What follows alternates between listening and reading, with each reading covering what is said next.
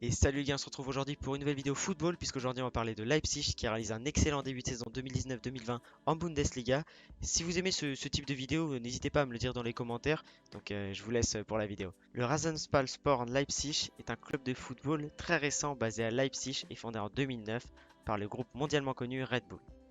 Leipzig est présenté comme le club le plus détesté d'Allemagne. Le club né en 2009 et est lié aux investissements sportifs Red Bull GmbH dirigé par le milliardaire autrichien Dietrich Mateschitz. Ayant déjà investi dans deux clubs professionnels, le Red Bull Salzbourg en 2004 et le New York Red Bulls en 2006, selon de récentes informations, Mateschitz pourrait investir dans un nouveau club, cette fois-ci un club brésilien. Bragantino pourrait être le quatrième club détenu par la franchise Red Bull à évoluer en première division de son pays. La ville choisie pour la création du club lui est conseillée par un certain Franz Beckenbauer. Le club reçoit le statut professionnel en 2013 et pour monter en seconde division, il doit changer son logo qui est trop proche de celui de la firme autrichienne. Le club remporte la seconde division et arrive en Bundesliga en 2016. La même saison, il talonne le Bayern de Munich de 15 points et finit second du classement. Depuis cette ascension, le club rêve de grandeur et continue d'investir massivement sur le mercato des transferts avec notamment quelques jeunes au fort potentiel. Cette saison, décidé de voir les choses en grand et d'investir dans un entraîneur de qualité en la personne de Julian Nagelsmann, ayant fait ses preuves à Hoffenheim avec une honorable 3ème place et une qualification pour la Ligue des Champions la saison passée. Nagelsmann, c'est une carrière de footballeur très rapidement écourtée par une blessure sur un cartilage de son ménisque pouvant provoquer de l'arthrose. Il est contraint d'arrêter sa carrière à seulement 20 ans. Il entraîne les jeunes d'Hoffenheim à partir du 27 octobre 2015. À la suite de problèmes médicaux pour le numéro 1 de cette équipe d'Hoffenheim, Jupp Stevens, Nagelsmann est propulsé à seulement 28 ans, entraîneur de l'équipe première et devient le plus jeune entraîneur en Bundesliga.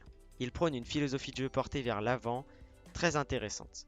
Leipzig fait un début de saison remarquable avec une très belle deuxième place et seulement une longueur derrière Mönchengladbach et respectivement 3 et 4 points devant le Bayern et Dortmund. Le Rasenballsport Leipzig peut-il espérer un titre dans un championnat de Bundesliga 2019-2020 quelque peu surprenant?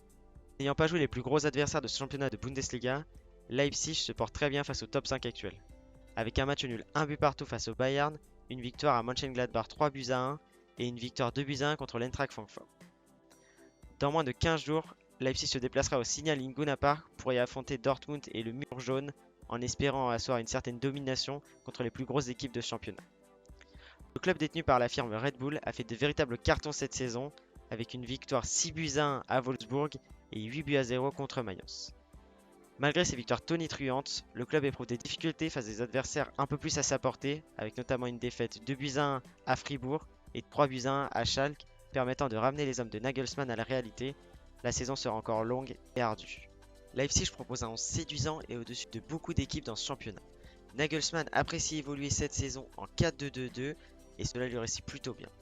Dans les buts, il titularise le portier hongrois Peter Gulácsi, d'abord à Salzbourg pendant 2 saisons et depuis 2016 à Leipzig où il réalise d'excellentes prestations.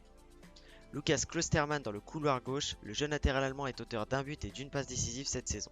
Dans l'autre couleur, le français Nordi Mukiele, ancien Montpellierin, est également auteur d'un but et d'une passe décisive. Pour ce qui est de la charnière centrale, elle est composée de l'international U21 français Dayo Upamecano ainsi que Stefan Ilsanker, international autrichien.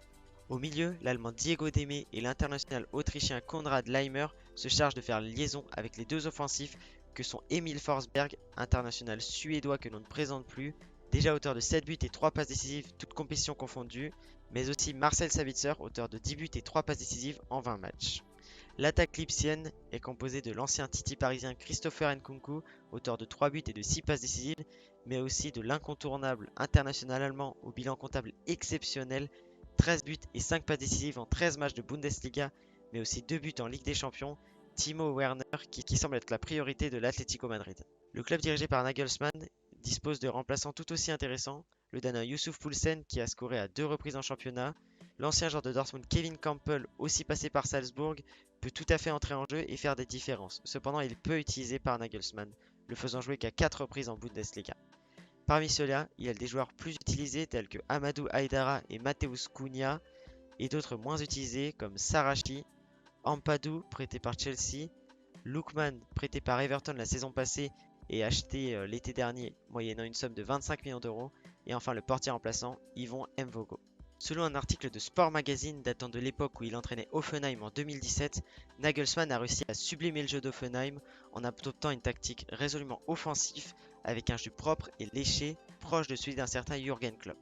Mais à cela, le jeune technicien allemand ajoute une touche de football total préconisée par Thomas Tuchel, basée sur une grande possession de balle et un changement de tactique régulier même pendant les matchs.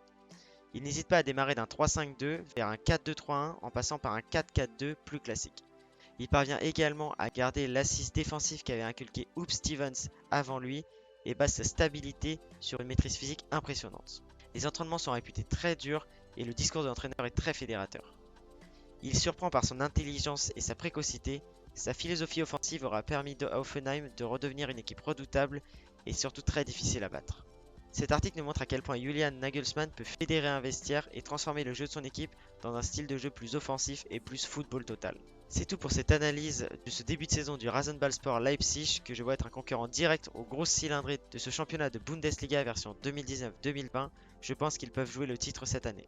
Si vous avez apprécié la vidéo, je vous invite à la liker, à me dire ce que vous en avez pensé en commentaire et même me donner vos prédictions sur l'issue de ce championnat allemand à la fin de la saison. Et à vous abonner pour suivre mes carrières avec l'Inter de Milan qui arrive très prochainement et avec le LOSC, mais aussi des vidéos plus football comme celle-ci.